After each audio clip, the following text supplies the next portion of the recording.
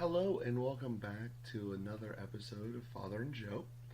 Um, in our last episode, Father, we discussed about praying and the importance of prayer, and you gave me a little homework assignment off topic about how this is coordinating into my life. And I think to adequately describe this, I think I have to probably give a little bit of a backstory to it and kind of where we're at with everything.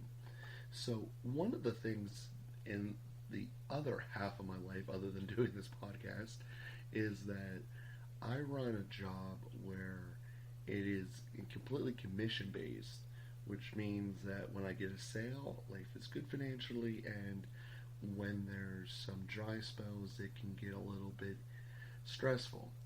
And I had a couple right around Christmas just go, we're out, we're not completing this sale, and it wasn't very fun to say the least. And it had been kind of wearing on me to the point where later on Teresa had told me that I went into a zombie mode, and that's pretty much all that had consumed me. And in retrospect, she probably was right.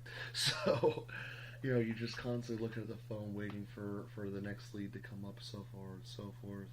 All I was doing was calling people and basically just slugging along, without a better way of putting it. So it was really getting to me. I was really getting stressed out. According to her, I changed colors, so it became much more pale. Pretty much the whole description you gave us during our last podcast, or maybe it was two podcasts ago, I might be mixing this up, about how constantly being connected is a fast track to having a heart attack and exploding. As you were saying that, I just felt it happening to me. So, as we went through that episode upon prayer, upon the core theme of last week, basically just being, even if you don't know what you're doing, just do it more and try it more, and eventually you'll get better at it. And since that's applied to pretty much every other aspect I've ever done in my life, it made sense. Let's just go for it, and that's what I did. And one of the things I also did was kind of look out just beyond myself for other teachings, if you will, and one of which is a radio station that plays other people's homilies throughout the country. And I guess this one was anticipation of the upcoming Mass, which now to all our listeners is multiple weeks prior to Mass, but it was the one where Jesus essentially says, stop worrying, everybody. You're kind of wasting time, energy, and emotion. Just stop it. And that was the gospel actually this preceding Sunday that we just had. And it was listening to this guy who was the Bishop of Los Angeles. He's not just some guy, he's the bishop, giving his homily on Thursday of the week leading up to the Mass. And it kind of was essentially kind of one of those things, exactly what you need to hear at the right time, because that's really what was driving the accelerational force of the stress. I think you always have to have some stress if you're in a sales job, but you don't need to have it accelerating as much as I had. And mainly it was this worrying aspect of, I can't make people want to buy this. I can show them in, I can make it look pretty, but at the end of the day, they're either going to see the value or they aren't. And I can't make them want to do something. So worrying about it essentially kind of became wasted. And so Thursday I got to listen to that pre-recorded homily, and on I believe it was Friday night, maybe it was Saturday. No, it was definitely Friday night.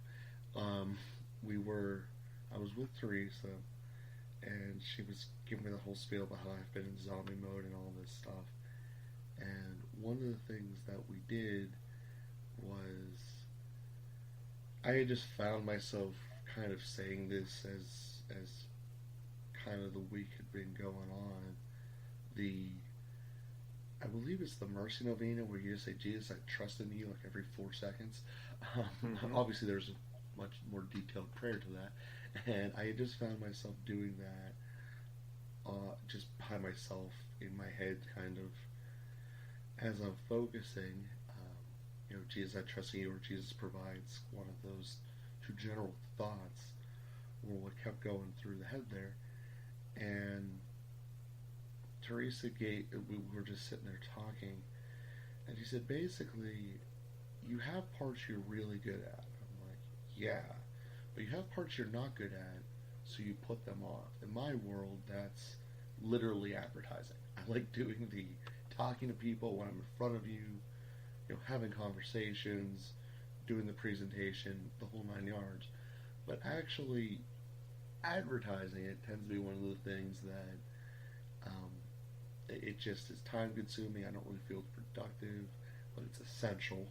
So she's like, it's just not your personality to sit in front of a computer and do that all day. Do what you're best at and have your partners who are good at that do that. It's like, just stick upon what you're good with, because that's what you like and that's what you were made to do. And I was like, why didn't I think of that? So I actually, because earlier on I was praying for, just tell me what to do, going back to the story you had from one of the prior podcasts about the woman who was trying to figure out how to get through her PhD in chemistry, and she was just praying to God, you know this, just tell me what to do. And you know everyone's heart, you know what people want to buy and what they have, you know this better than anyone, just tell me what you want me to do. And there was just something that when she told me that just kind of calm, like that was the answer, and you never know where you're going to get it from. And that was that. And then we actually ended up, she has that novena prayer book, we ended up doing the whole novena thereafter. And that beautiful.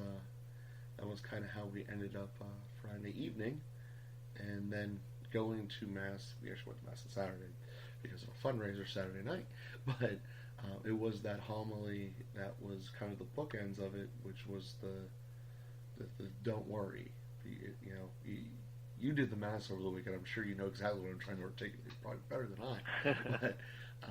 But the one where Jesus at the end of the day says, well, this came from the homily, so it's two different priests saying that worrying doesn't make you live longer. Worrying doesn't make you healthier. You can't really change the past.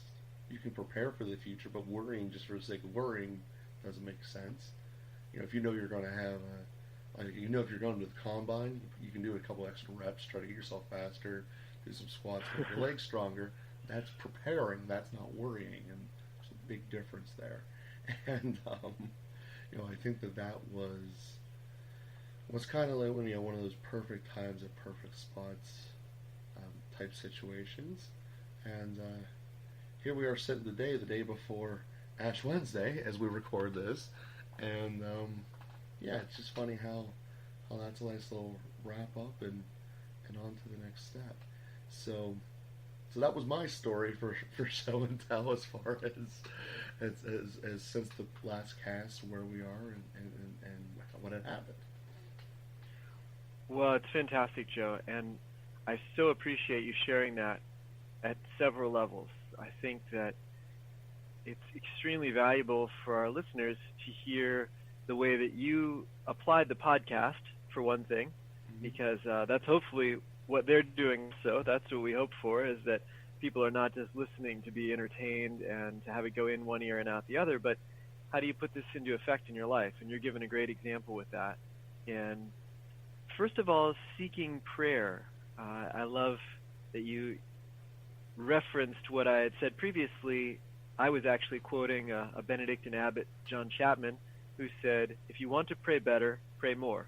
And I love what you said, Joe, that's the case for everything in your life. If you want to do it better, do it more. Yeah. Apply yourself to it. And just making that intention, okay, I'm going to do this more. You're seeking to grow in prayer.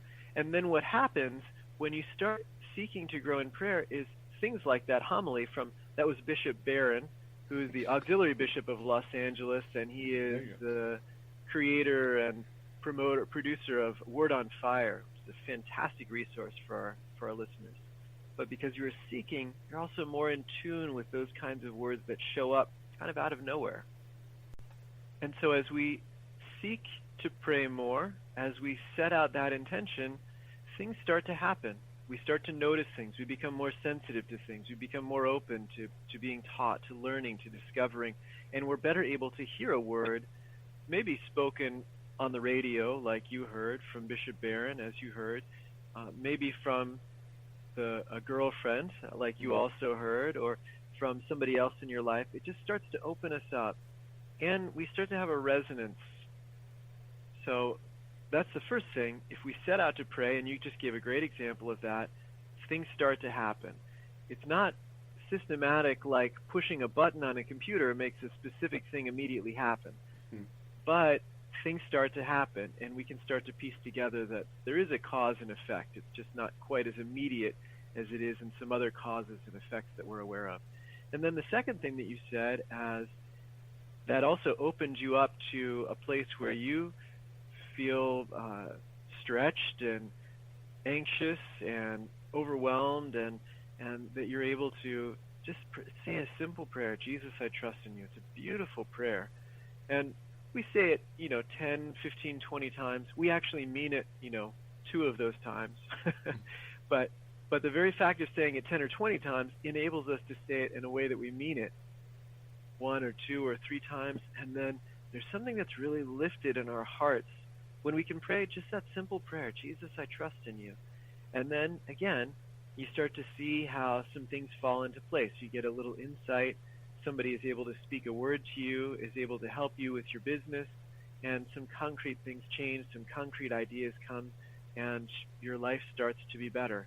And that's the very subtle way, but very real way that we grow in prayer, and that prayer becomes not just a little appendix on our life, but it really wraps into the concerns of daily life.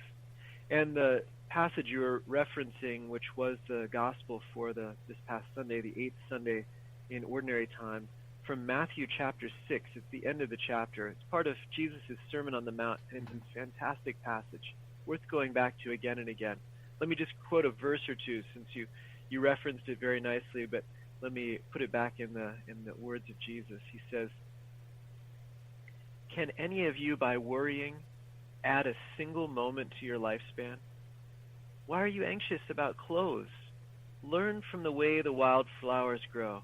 They do not work or spin. But I tell you that not even Solomon in all his splendor was clothed like one of them. If God so clothes the grass of the field, which grows today and is thrown into the oven tomorrow, will he not much more provide for you, O you of little faith? So do not worry and say, what are we to eat? What are we to drink? What are we to wear? All these things the pagans seek. Your heavenly Father knows that you need them all. But seek first the kingdom of God and his righteousness, and all these things will be given you beside. Do not worry about tomorrow. Tomorrow will take care of itself." It's beautiful words. And we can just see how profoundly practical the Bible is. I mean, who listens to those words or reads those words with attention and doesn't immediately find a dozen places in our lives where we worry too much? I always think of the words of a priest friend of mine who said, worrying is a form of pagan prayer. We have this idea that if we worry, if we keep thinking about these things and we ramp up our anxiety and we sort of start to babble on to ourselves essentially about, I got to do this, I got to do that, I need to do this, I need to do that. Really, it's a form of pagan prayer.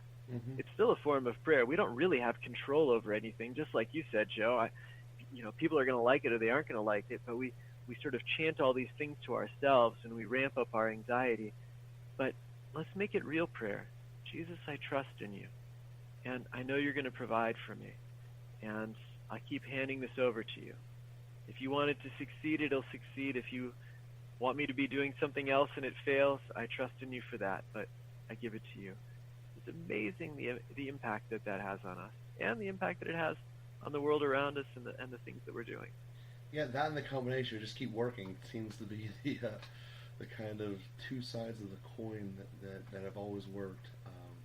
Because there are times, and I'm going back to one of your references before, that yes, biochemistry is a thing, obviously, but so is prayer. But there are times that just things come into my mind that sometimes it's in negotiations, like this is the number that's going to be able to work for both sides. Because obviously, if we can't agree to terms, nothing can ever get done. You know, so that's just simple. You're not going to. I think we've all had times when we were sitting there at the checkout line and kind of think, yeah, I'll get a candy bar. Whoa, I'm not paying no $2 for it. So so that element of it, and that applies to everything. So there just in times that thoughts have come in my head and kind of just nestled. One of which ultimately led to this podcast being created, right around Thanksgiving about a year ago, and I guess that's part of it is normally whenever I'm trying to think about something, it's what are the next steps to be able to make it better. But what I had found lately, it was just dwelling upon just dwelling for the sake of dwelling, I guess, worrying. That's what it was. And I think that giving it just a direction to focus it can just be so powerful. And somewhere along the lines, maybe like a break that had worn out, I just lost my grip of figuring out how to look downfield. And that last podcast on prayer, I think, really helped out with that. Because there's times that just thoughts just pop into your head. And one of the things that I had learned through sales is that if something pops in your head, you got to figure out a way to say it. Now you got to say it in appropriate context and blah blah blah. But if you get a feeling from another person that this is coming out, and sometimes it's just as simple as a reassurance. I go through a lot of people's property the first time. Basically, they're showing me their house, and in general, it falls into one of three categories.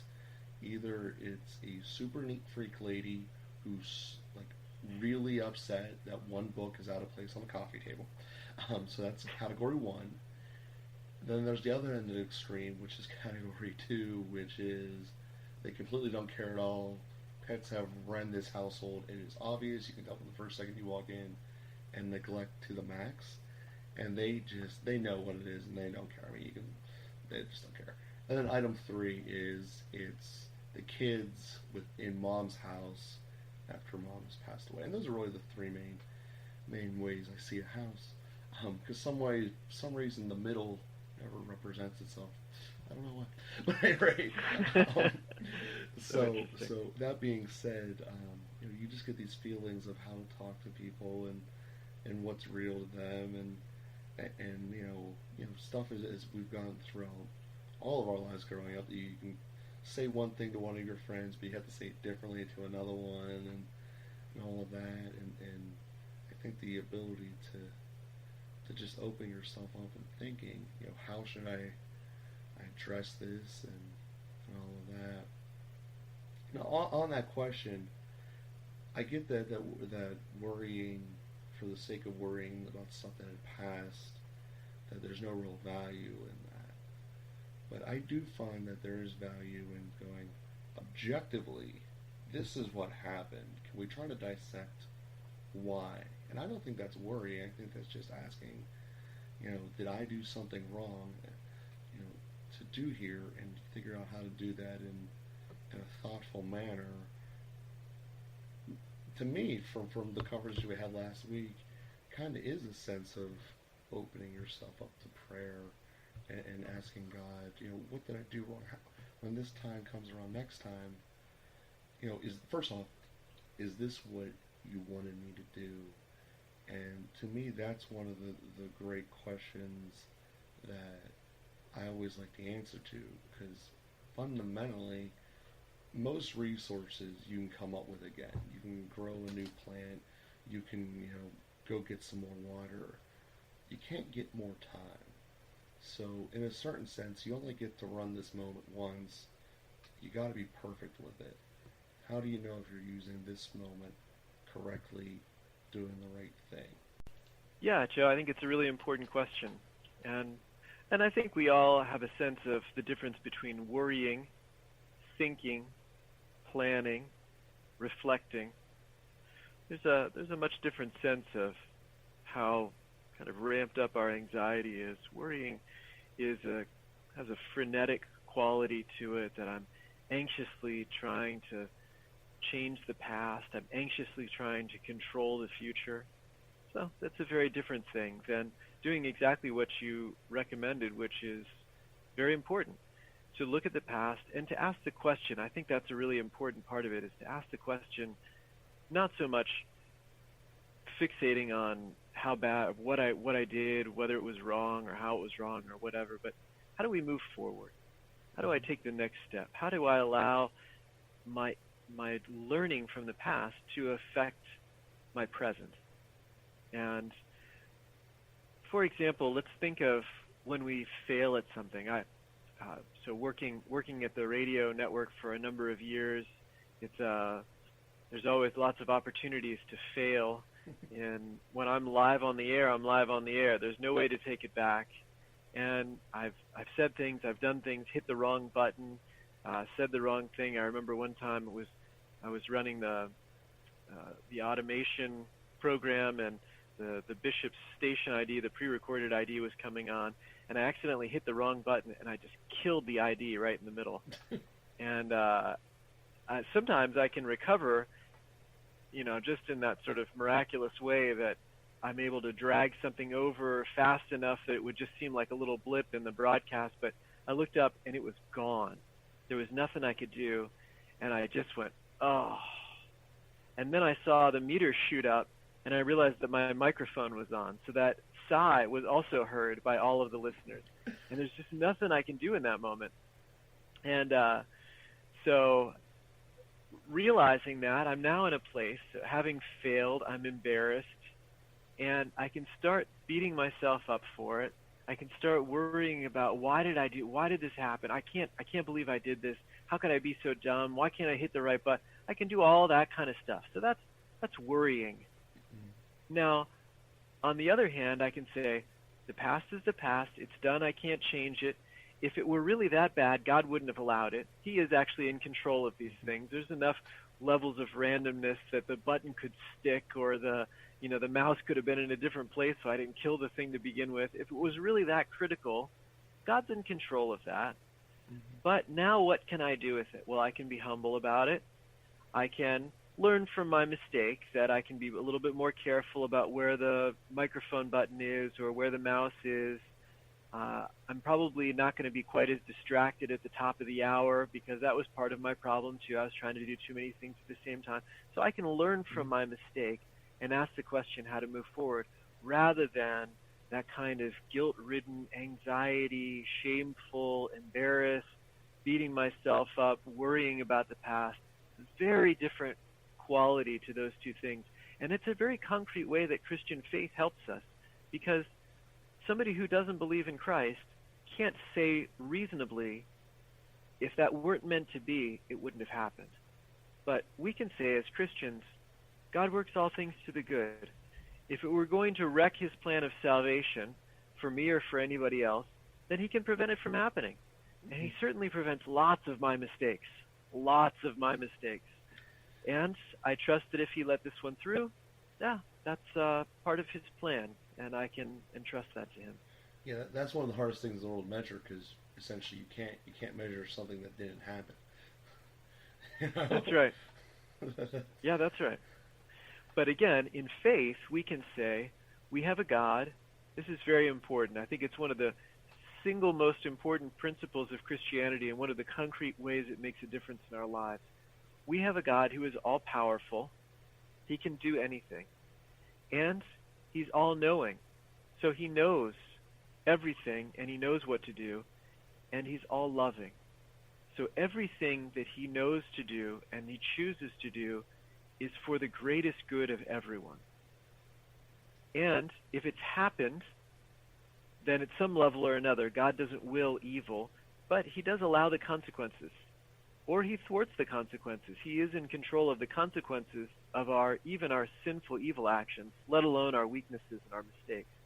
And so if it has happened, God has already arranged it to be part of the greatest good for everyone.